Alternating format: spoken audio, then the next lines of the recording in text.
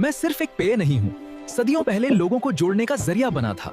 थकान, बातचीत, रिश्ते सब मेरे साथ गहरे हुए। आज भी भागती दुनिया में कुछ पल की शांति मैं ही देता हूँ। नमस्ते, मैं हूँ कैमेलिया साइनेंसिस।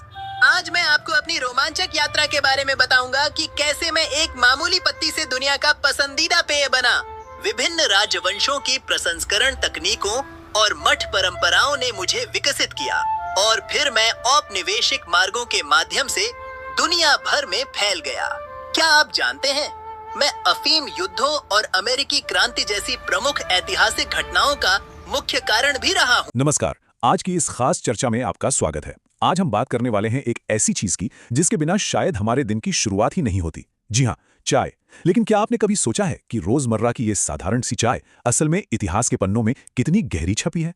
आज के इस विश्लेषण में हम इसी एक पौधे के उस अद्भुत सफर को समझेंगे जो सदियों पहले एक दवा के रूप में शुरू हुआ और फिर दुनिया की तकदीर बदलने वाला एक ग्लोबल पावर हाउस बन गया।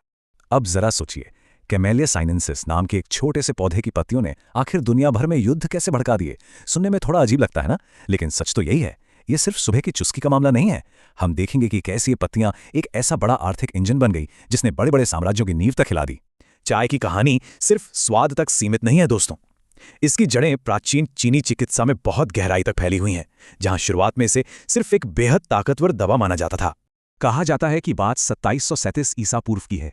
एक बहुत ही मशहूर चीनी किंवदंती है कि सम्राट शेन्नोंग अपने लिए पानी उबाल रहे थे। तभी हवा का एक झोंका आया और एक जंगली पेड़ की कुछ पत्तियां उड़कर उनके उबलते पानी में गिर गईं। उन्होंने जब इसे पिया तो उन्हें गजब की ताजगी महसूस हुई।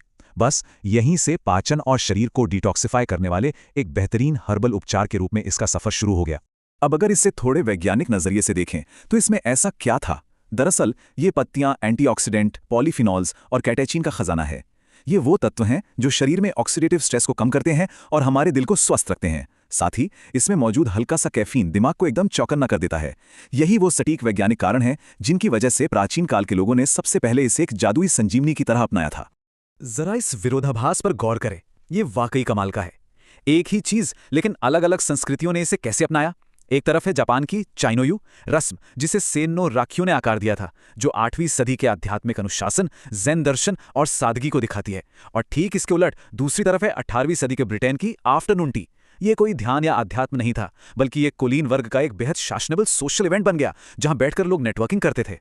समय के पहिए को थोड़ा घुमाते हैं। 16वीं और 17वीं सदी के आसपास पुर्तगाल और नीदरलैंड के व्यापारी पहली बार चाय को यूरोप लेकर आए।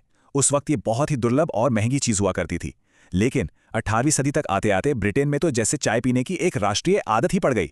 और फिर 19वीं सदी में औद्योगिकरण हुआ, जिसने इसे एक विशाल वैश्विक उद्योग में बदल डाला, जिस पर ब्रिटिश ईस्ट इंडिया कंपनी का पूरी तरह से कब्जा हो गया। चाय की इस बेतहाशा बढ़ती मांग ने उपनिवेशवाद और दुनिया भर में पैसों की एक बहुत बड़ी असमानता को जन्म दे दिया। अगर हम उस दौर के वित्तीय आंकड़ों को देखें तो सच्चाई वाकई चौंकाने वाली है। किंग राजवंश वाला चीन भारी मात्रा में यूरोप को चाय भेज रहा था, लेकिन यूरोप से वो कुछ खास खरीद नहीं रहा था। इसका नतीजा, यूरोप के खजाने से भारी मात्रा में मुद्रा पानी की तरह बहकर चीन जा रही थी। साफ सी बात है, यूरोप की इस लत ने चीन के साथ एक ऐसा व्यापार असंतुलन पैदा कर दिया जो ज्यादा दिनों तक चलने वाला नहीं था। तो इस घाटे को पाटने के लिए क्या किया गया? ब्रिटेन ने एक बहुत ही विनाशकारी रास्ता चुना। उन्होंने भारत में अफीम उगाई और उसे चीन में बेचना शुरू कर दिया। जाहिर है, जब चीन ने अपने देश को बर्बाद होते देख इस अफीम व्यापार का कड़ा विरोध किया तो इसका सीधा नतीजा हुआ पहला और दूसरा अफीम युद्ध। यानी चाय का बिल चुकाने की इस जिद ने अंततः एक विशाल चीनी साम्राज्य को अंदर तक खोखला कर दिया। अब चीन पर अपनी इस निर्भरता और उसके एकाधिकार को खत्म करने के लिए अंग्रेजों ने एक और चाल चली। उन्होंने भारत के अंदर ही बड़े बड़े बागान लगाने शुरू कर दिए। यहीं से असम की कड़क चाय और दार्जिलिंग की उस शानदार चाय का जन्म हुआ, जिसकी खुशबू और स्वाद इतना लाजवाब था कि दुनिया ने उसे चाय का शैंपेन ऑफ टीज का नाम दे दिया। अटलांटिक महासागर के उस पार उत्तरी अमेरिका में इस चाय ने क्या गुल खिलाए, ये देखना और भी दिलचस्प है।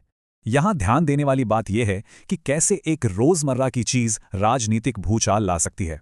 1773 की मशहूर बॉस्टन टी पार्टी इसका सबसे बड़ा उदाहरण है। चाय पर लगाए गए कड़े ब्रिटिश टैक्स से परेशान होकर प्रदर्शनकारियों ने बॉस्टन के बंदरगाह में टनों चाय पानी में फेंक दी।